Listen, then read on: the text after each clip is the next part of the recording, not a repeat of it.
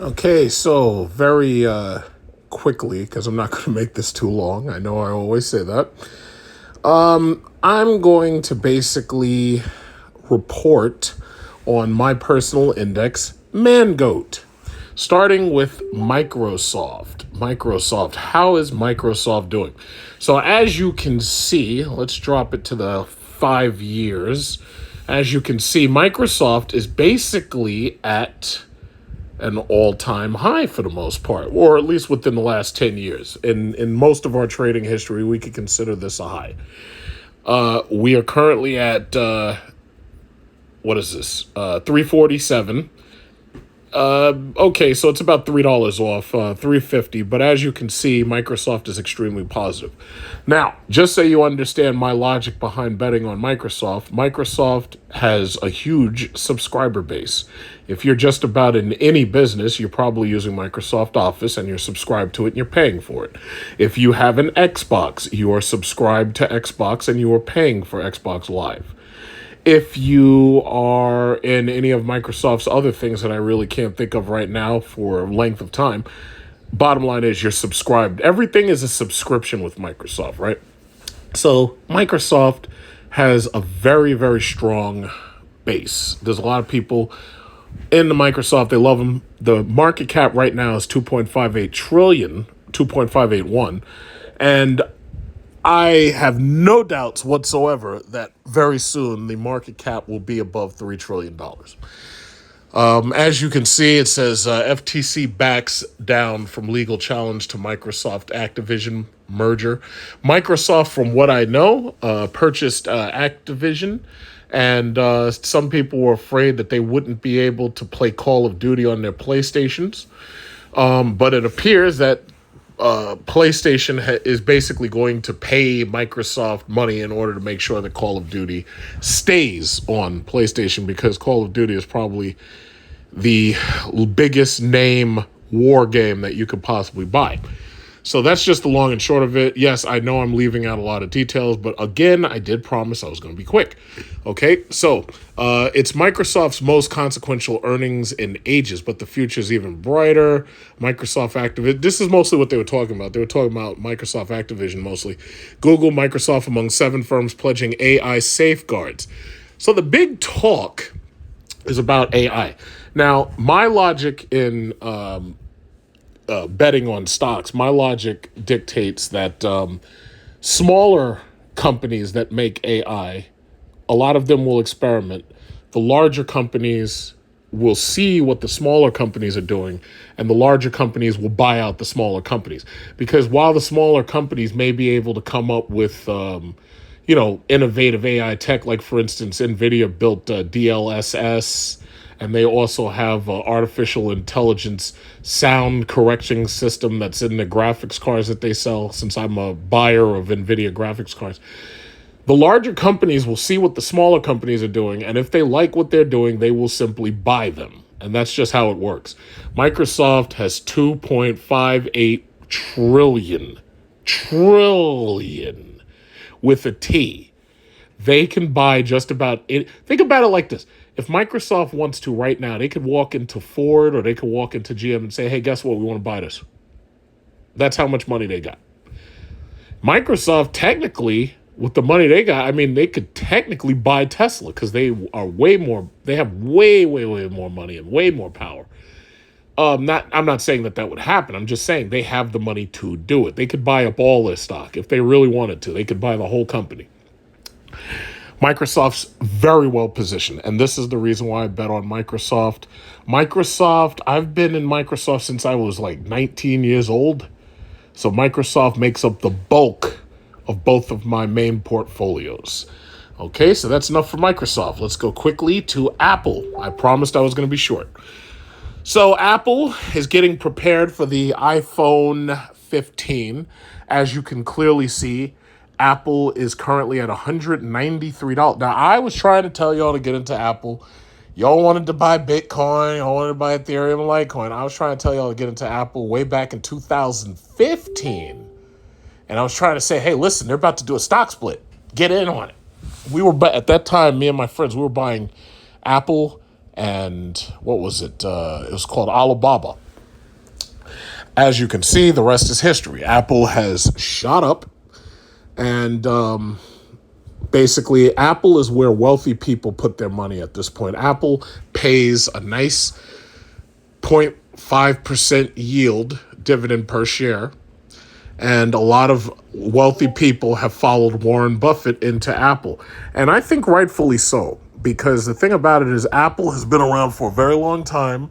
People blame them. Oh, they don't innovate enough. They don't innovate no more. Ever since Steve Jobs died, they don't innovate. Yeah, well, what they have done is they've made sure that their products are so fashionable that your kids demand that you buy them Apple. Your kids demand an iPad. They didn't ask for that shitty Samsung Galaxy 7 or 8 tab or whatever it is. They said, "No, I want an iPad for Christmas." And what did you do? Because you're afraid to say no, as a parent, you ran out and bought them an iPad. Your kids told you, "Yeah, Mom, I want an iPhone. I want to be able to take pictures of my ass and put them on Instagram. And I want to have my OnlyFans by the time I'm 15. I can make millions of dollars. I can make more money than you, Ma." So what did you do?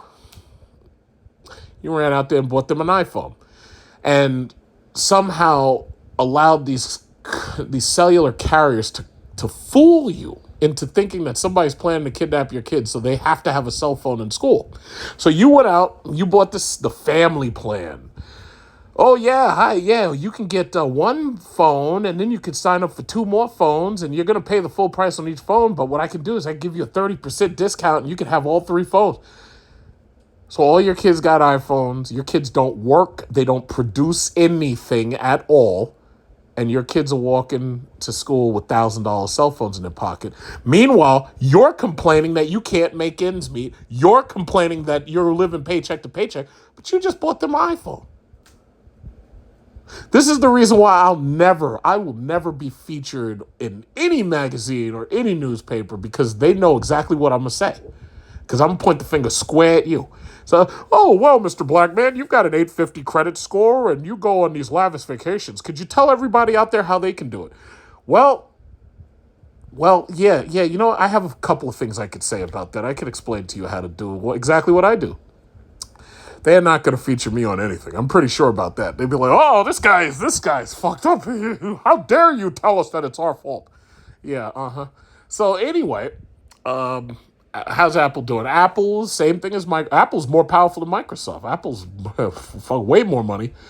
Apple will do the same thing Microsoft will do. AI mania is the new big thing. So they will buy companies that they see producing products that they like. Just like when Apple bought Beats. Apple said, "Hey, you know what? These kids like these headphones so much because it says Beats on it. And let's buy it." And they was like, "Oh, okay, cool, let's buy it." And then they just bought it. That's it. You know, that board meeting probably took about 5 minutes. So they own Beats. They produce $500 headphones. They produce a $3,500 virtual reality headset. And people are lined up to buy it. People got their Apple Card. They got their Apple savings account. People just like me. And they're like, "Oh, yeah, give me that new headset. Oh, what is it, Apple Vision Pro? Yeah, I'm going to sit on my couch and I'm going to watch 1,000-inch widescreen. Yeah, whatever." So when they see something that they want, they're just going to buy it. I don't bet on small AI companies because those the problem is, just like cryptocurrency, those small AI companies, a lot of them look like Ponzi schemes to me. A lot of them pop up. They try to buy hype. They pay for advertisement. But the thing about it is, I don't know what they're really doing. The big companies, however, know what they're doing. And the big companies can take one look at them and say, "You know what? I see promise in what you're doing. I'm going to buy you." All I got to do is buy the big company, and I benefit from buying the big company. And it's just that simple. So Apple is the A in Mangoat, and Apple, as you already know, is doing great. Look at this. Warren Buffett has got his hands up.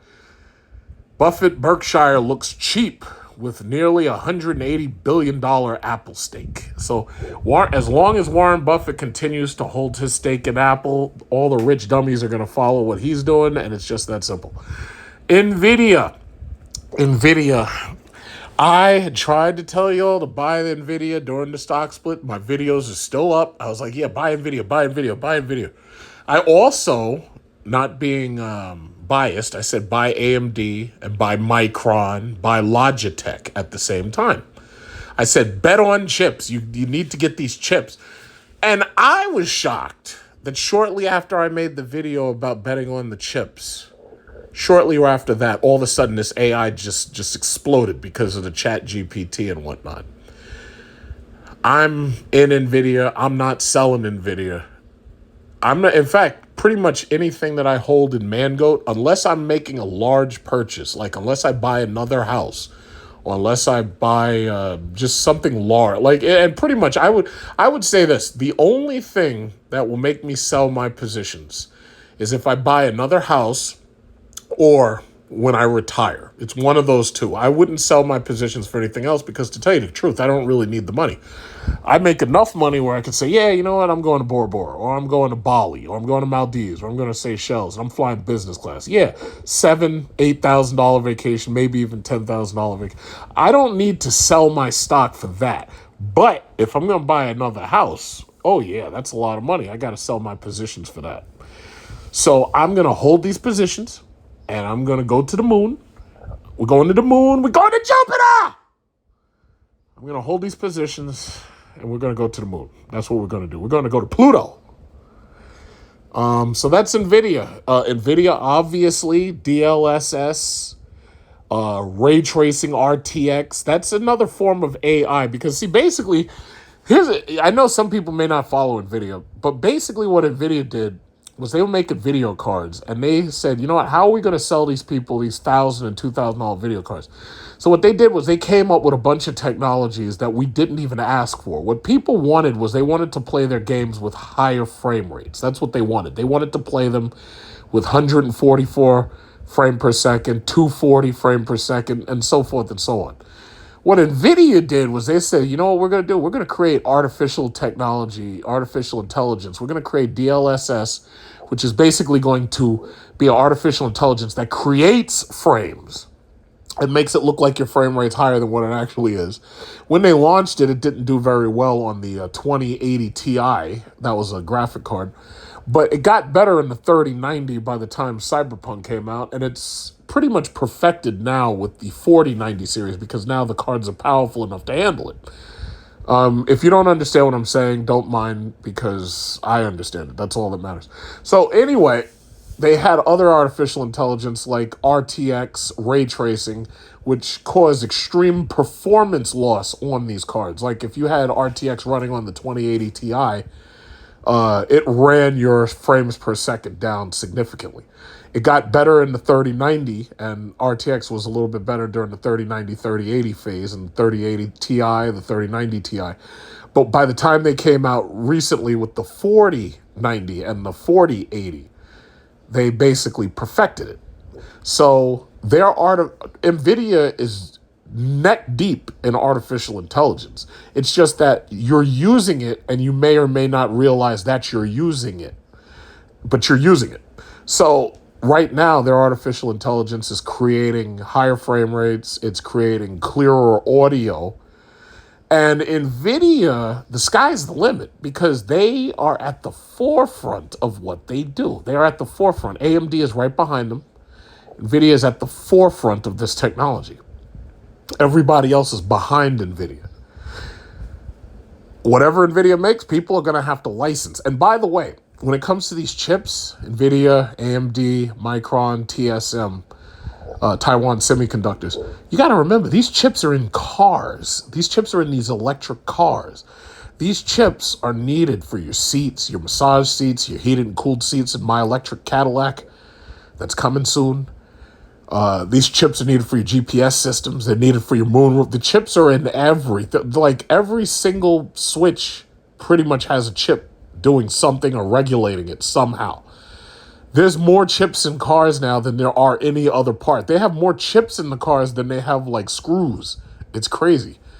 But Tesla is trying to change that. They're trying to make it easier to build these cars now, and Tesla is basically claiming they're going to make like 400,000 cars a year. So we'll see what happens, but I believe that they can produce that kind of scale because they have gigafactories in like multiple continents. So I'm pretty sure they could probably pull it off. We'll talk about Tesla later. As far as Nvidia goes, the chips, I'm betting on the chips. I told y'all to bet on chips, but no, y'all wanted to bet on XRP. Yeah. So anyway, next, Google.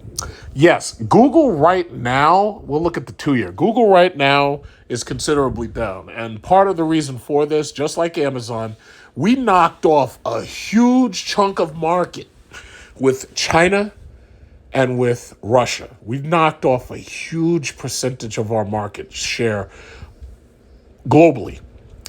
China right now, I actually watch China Observer. You know, and I think back to when Donald Trump was in office, we weren't at war. It was like when Trump was in office, it was like we were relatively friendly with China right up until COVID, right? When Trump was in office, we had no problems with Russia for the most part. When Obama was in office, they performed that Maidan coup with that Ukrainian pro-Russian president, and they did a coup in 2014. I don't want to talk about that right now because I said I was going to be short. But bottom line is, when Trump was in office, things weren't perfect, but they were going well. Now everything's going to shit. Google and Amazon are recovering after their stock splits, because you've got to remember, their stock splits happened right about the time we went to Cold War, proxy war with Russia, right? And then right after that, then you started seeing China have problems with their real estate market, because the reality is the only thing that was holding China's market up was American money going to buy Chinese goods that were made in China and shipped over here. Now we're basically trying to repeat this exact same thing with India. We're trying to shift production from China to India. And that has a lot of problems because India, a large percent of it is impoverished. They don't have the roads that China had. Shipping is difficult, you know. So, it's going to be a process, but that's what we're doing. We're moving a lot of our manufacturing from China to India. That's what's happening right now. Bottom line is Google has not recovered. It's recovering, but it has not recovered. I'm not selling any of my stake in Google. I will just simply wait. I'm still in the green, but I'm going to wait. I'm not selling anything. Like, there's some people telling me about how they're selling chunks of their portions to buy something else. It's like, no, I don't do that. It's like I'm dollar cost averaging, you could call it. So Google and Amazon, they're down, but they're not out. So they will also be benefiting from the AI craze. See, as you can see, post-split, Amazon is down from like 100 and, what is this? They're down from like 184 to 130. I'm just going to sit back and wait. I'm not selling any of it. Doesn't make sense because I understand the external factors that are causing it to be where it is right now. But the thing about it is Amazon has a $1.33 trillion market cap, and they are going to $2 trillion. I'm not pulling out. They're going to get there. At this point, they absolutely will get there. I don't know how long it'll take, but they're going. Now we get to the souffle. We get to Tesla. I've been seeing constant ads about Tesla. First of all, we already know that if anything happens in AI, Tesla's going to have something to do with it. Tesla will implement AI in the cars or whatever they're building, robots, cyber trucks, whatever it is. Tesla is going to have a major play in AI. So I'm not worried about Tesla. Tesla has an $826 billion market cap, and they are, $825.9 billion market cap, and they are going to $1 trillion. Now, this week they had a little shortfall because I've told you, Tesla is heavily traded in options. Look at that. Just like that. Look at that. $826.8 billion. Just like that. It's like every time this thing refreshes, the whole thing changes. It's crazy. But bottom line is Tesla's going to $1 trillion. Tesla has less debt than all of the other automakers in America combined. Stellantis, GM, and Ford. If you combine all of their debt, Tesla has way less debt than they do. Tesla has enough money to buy Ford or GM if they really wanted to. Look at that. It just dropped to 824.1. It's like I can't even quote the numbers because the shit is wavering so quickly. But I'm not worried. I'm not worried. Tesla helped me buy my second house. So, again, I'm holding these positions, and I would only spend these positions. I would only sell these positions to buy real estate or to retire, and that's it. And I don't even think I really need the money to retire. I have money elsewhere. So I'm not worried about Tesla. Tesla is going to be at the forefront of AI. Right now, because of government manipulation, the Tesla Model Y and the Tesla Model 3 are technically cheaper than if you wanted to buy like a regular, like say a Hyundai or a Toyota. You're going to pay more than $40,000 for those things. But Tesla, they got that $7,500 tax credit. The government renewed these tax credits for cars that are under $80,000, depending upon how much you make and whatnot. So the bottom line is, it's cheaper to buy one of those than it is to buy a regular gas-powered luxury car. That's market manipulation at its finest, in your face. It says Tesla taps Biden's tax credits to offset EV price cuts. Elon Musk and Tesla loom over Detroit's auto labor talks. Tesla wants to turn its Berlin factory into Europe's biggest car plant. Europe right now, especially suffering due to the fact that they've been forced to cut off cheap Russian oil and cheap Russian natural gas. The real bull run is solar panels, Powerwall batteries, or batteries to store solar electricity, and electric cars. That's the real bull run that's happening. It's happening with just about every automaker. They're being forced to do this. As I said, the government is coming after your gas stove. They're coming after your gas dryer. They're coming after your gas water boiler. If you've got coal-fired anything, they're coming after it. If you've got natural gas-fired anything, they're coming after it. They're telling you they're coming after it. They're having congressional hearings trying to tell the Biden administration you can't do that, and they said, no, we're doing it. We're coming after you. We're going to take your water, but I want you to go right now into your basement. I want you to look at your water boiler. You know how I've always told you that right now, I'm looking up at it right now, my ceiling fan, I thank God for my ceiling fan. I want you to go right now into your basement. I want you to look at your water boiler. And I want you to kiss it. I want you to put your lips right on your water boiler. I want you to kiss it goodbye. I want you to look at your gas-powered dryer, if you have one. I want you to kiss it. I want you to say, I miss you, I love you, goodbye. Because the Biden administration is not going to stop until they take your gas-powered stove. I want you to go look at your stove in your kitchen. Kiss it goodbye. Kiss it goodbye. They're not going to stop until they take it all from you. You're going to be on 100% electricity. The government's going to know exactly how much electricity you use. They'll be able to flick like 2 switches and turn your house off if you miss payments or whatever. They'll know exactly how much you use. You know, there was a story, and this was a real story because you'd think it was a conspiracy. With those Nest thermostats, turned out in some cities, the government in those local cities, you can look this up, the government was literally turning down or turning up their thermostats to save energy. And these people had no idea that their smart thermostats were being used that way. They had no idea that the government was literally turning down their thermostat to save energy or turning up their thermostat to save energy. Because you got to remember, if you have a smart thermostat, chances are it's hooked up to your central air. So if they turn it down, you may or may not notice it. If they turn it up, you may or may not notice it. You might not be in the house. You might be in the house. You might not be in the house. They wait till the early morning, like 3, 4 o'clock, and you don't even realize what's happening. They turn your shit up and down. And then you wake up cold or you wake up hot and you're like, yo, who the fuck turned the goddamn thermostat? Oh, not me, Mom. I didn't do it. And you getting angry with your kids and you didn't even realize, wait a minute.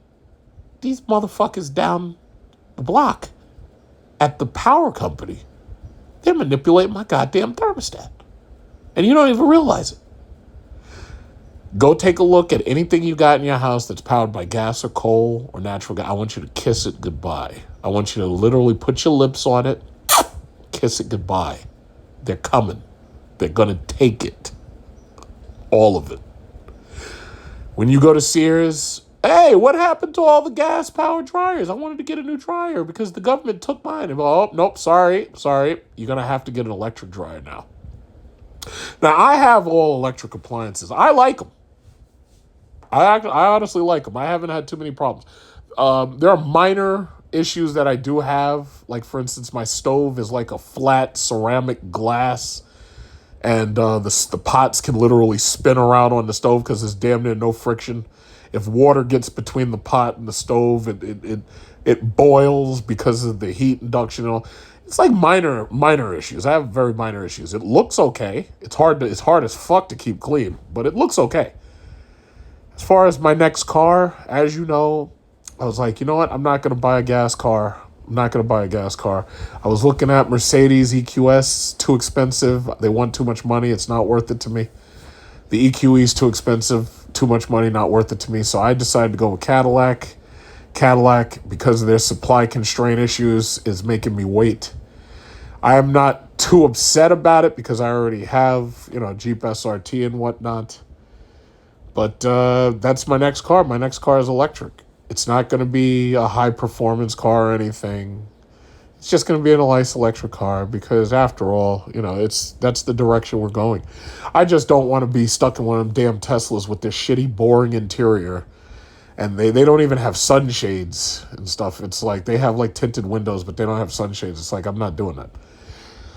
So right there, I've looped back around to Tesla. So Tesla, they've said, okay, we got Tesla Cybertruck being produced.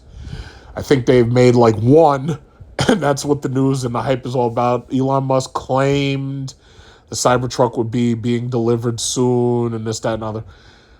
So, hey, all you can do really is just wait. I think the thing is ugly as fuck. If I was buying a truck, I'd probably prefer either the Ford F-150 Lightning or I'd prefer the Chevy Silverado EV, which I like a lot because it looks like the Avalanche. The only problem is they want like way too much money. They're talking like 80 and 100 and shit. I'm like, wait a minute. The majority of America can't afford that. It's like, if you want to sell these things, you got to sell these things between 50 and 70. 80 and 150,000, that's a lot of money. A Hummer is 155,000 to 250,000. I'm like, who's buying this? But anyway, Tesla is the T in Mangoat. So there you have it. Now, very quickly, the smaller stocks that I buy, AMD. I told you about AMD back when AMD was $50 a share. It rose up to 161, and then it fell down again.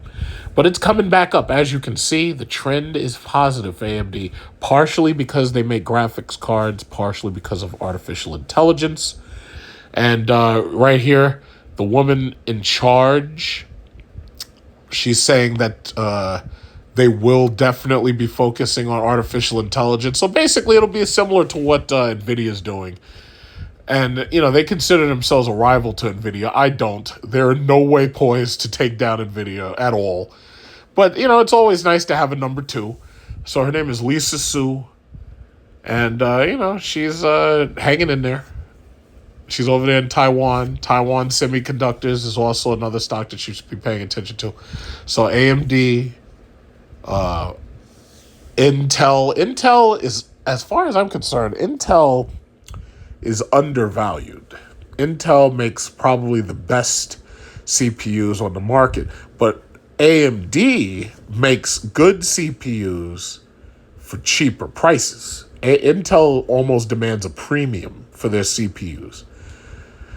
So, if you're getting like gaming CPUs, 13900K, 14900K, you're paying like top dollar. You're paying like $800, but you get like a motherboard with it. You get a DDR5 kit, 32 gigabytes, but it's expensive.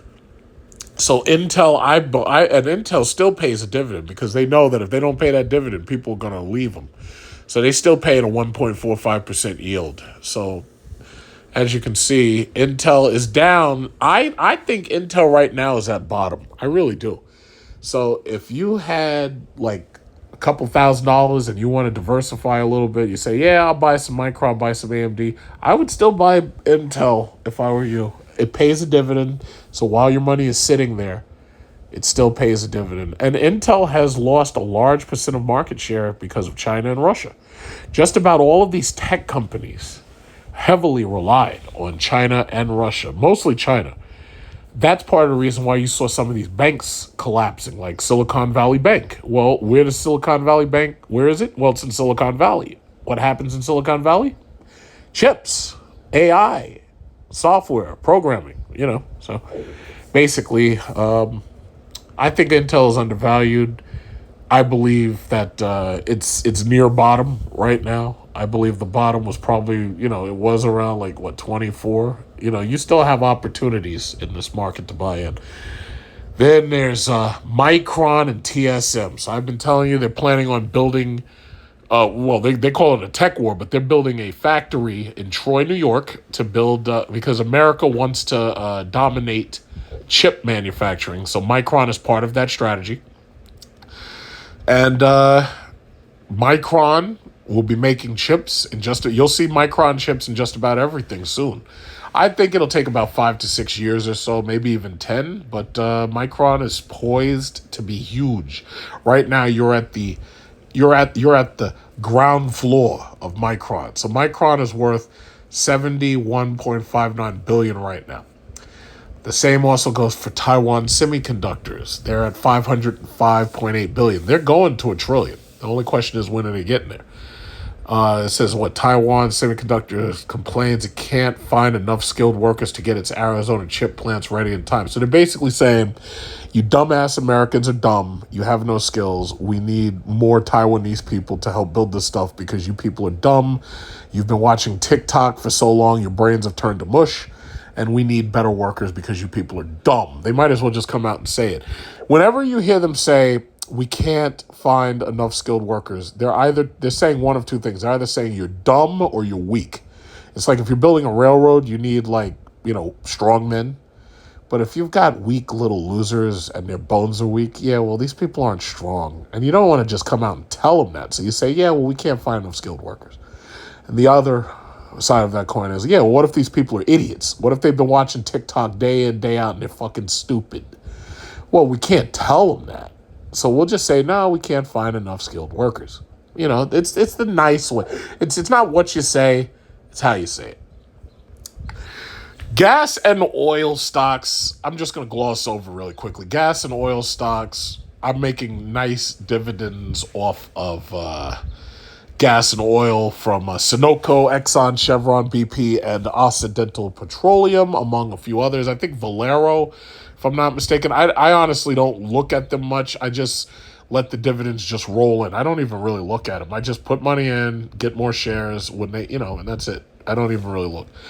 Banks and oil are the best place, in my opinion, to get your dividend payments, because the banks, especially these big banks that play ball with the federal government, Wells Fargo, JP Morgan, Citi, Capital One, they're going to be around for a while. When it really comes down to it, people have to put their money and trust their money somewhere. The banks are all FDIC insured, unlike crypto scams and Ponzi schemes. So they got to put their money somewhere. So ultimately the banks and the oil. Energy is oil, so energy is always the ability to do work, so that's always going to be relatively doing well. There are lots of other companies to buy into, Lowe's, Home Depot. I got Lowe's and Home Depot right there, There's lots of other little companies to buy, but I think I've just explained to you the reason why my core investment index, Mangoat, why I've invested specifically in Mangoat. I've explained that to you. And I also explained to you some of the smaller companies that you might want to definitely take a look at. But now I know not everybody's got a lot of money on hand. I know that they stopped printing out them stimmy checks. I know that tax returns aren't coming for another 6 or 7 months. I understand that, if you haven't gotten yours already. But it is. Hey, this is the market right now, and for the most part, the market is fueling the Dow, and the Dow, for the most part, is in the green. It's 35,000. I was a little disappointed that the Dow didn't hit 37. I believe in all its time, the high was 36,100, and that was during 2021. This was during Trump's presidency. Let's not forget the dates. So the Dow was doing great under Trump. We had Russia and China on board. Everything. Well, actually, 2021 was actually a rally after COVID, so I really can't say that. But the trend was positive. When you see the trend go negative, that's when we had this Russia-Ukraine nonsense going on. And at that point, the only stocks that became really profitable were the military-industrial complex like Raytheon, Lockheed Martin, Boeing, and so forth and so on. So that's the market for you. We're at Dow 35,313. And most of that is being fueled by the core stocks that I hold in my index. So if you want to build a dividend-paying portfolio that creates $500,000, $2,000 a year, you need to focus on dividend-paying stock. The Warren Buffett method. You need to focus on dividend-paying stock.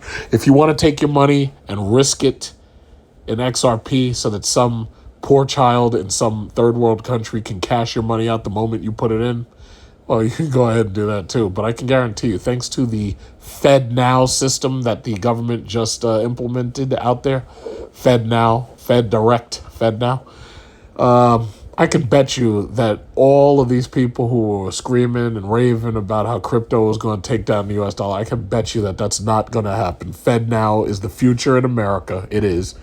You don't have a choice. Your money is coming through it. You will pay taxes in it. Soon you'll be hearing that the IRS accepts payments with Fed Now. I think that'll probably happen within the next 2 years. Definitely within the next 2 years. It probably will happen within the next 1 year, but I'll give it 2 years. So that's that. What you won't hear is the IRS or the federal government paying you in Bitcoin or XRP. You remember all of those idiots that kept saying that we were going to end up getting paid in Bitcoin? They thought that this was El Salvador or some shit. You remember those morons? You remember, oh yeah, well, the US dollar is falling apart. We're going to end up getting paid in XRP and Ripple, or we're going to get paid in Tron. I have to wonder, did anybody actually take these people seriously? It's like you want me to believe that the military-industrial complex, the greatest that the world has ever seen, the greatest weapon manufacturer and nuclear weapon proliferator that the world has ever seen, you want me to believe that they're going to allow a couple of welfare checks in the hands of a couple of dumbass kids who are sitting home from school during COVID? You're telling me that they're going to allow them to take down the dollar? I don't know. I think some people took this stuff seriously. I didn't. I never took it seriously. I was like, wait a minute, you people are nuts. You're crazy. It's not going to happen, and so forth and so on. But that's the market for you. This right here is real. This is the real market.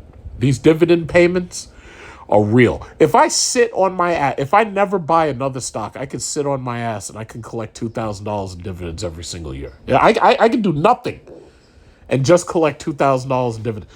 I could take that $2,000. I could go out and buy another gun. I could go out and buy a vacation. I could go out and buy tires for my car. I don't know. But if I never put another dime in the stock market, I can collect $2,000 in dividends sitting on my ass staring at a computer. Just think about that. How much is your XRP worth now? You've lost a lot of money out of there. It was like, what, $3.44 or something, 34 cents? Now it's struggling to reach 80 cents. I thought after that SEC announcement, I thought it was going to the moon. I thought it was going to Pluto. Didn't happen. Still. Well, how much is? Wait, hold on. Let's just look. I don't like to talk. 76 cents. But what happened to the rest of my money? Where's my money, Thur? Where's the rest of my money, Thur? What happened to my money, Thur? You took my money, Thur. I want my money. Hello? Can I have my money back, Thur? Yeah, right. Yeah. And then there's Bitcoin. Oh, what happened to those rally? Oh, man, we were rallying. Oh, 31,000. Oh, we're going to 35,000. Oh, yeah, 100,000. We're going to the moon. This doesn't look like the moon. This doesn't even look like Pluto. What's going on here? Huh? What? 29,000? What? Huh? Market cap 580 billion. What happened to the other? What happened to the rest? Huh? What happened?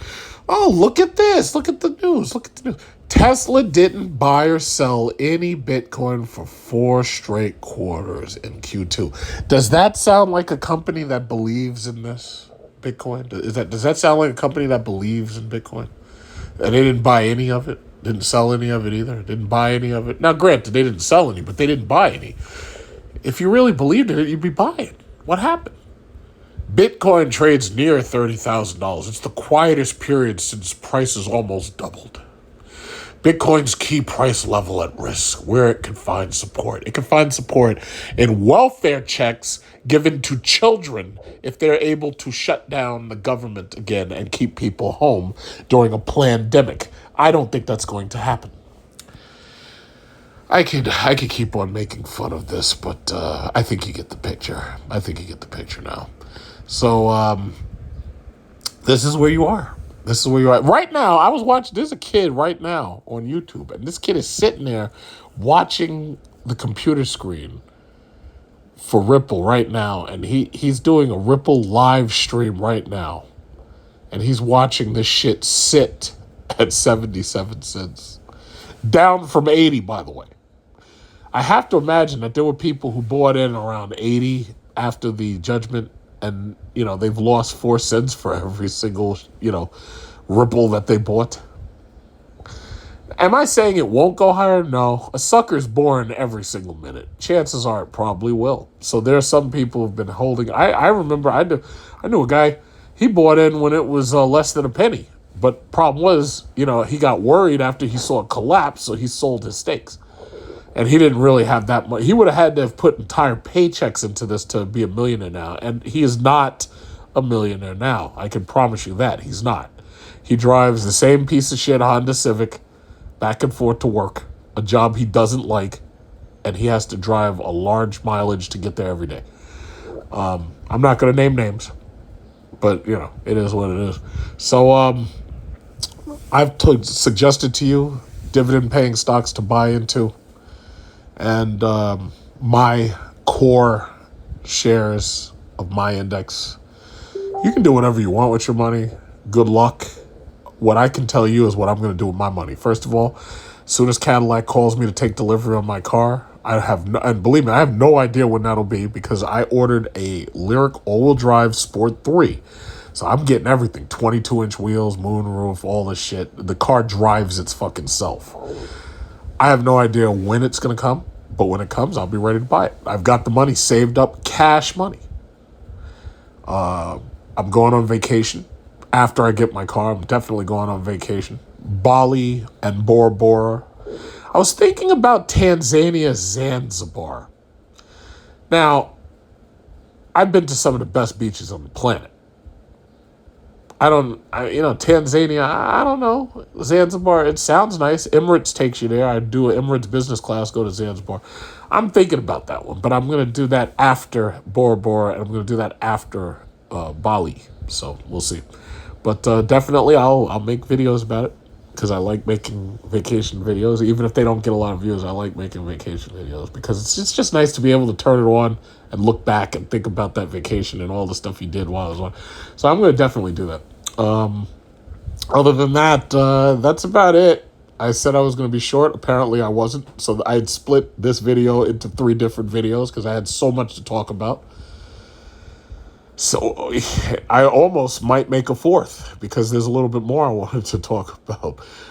But it's, I've gotten the stock stuff out of the way. So who knows? I don't know.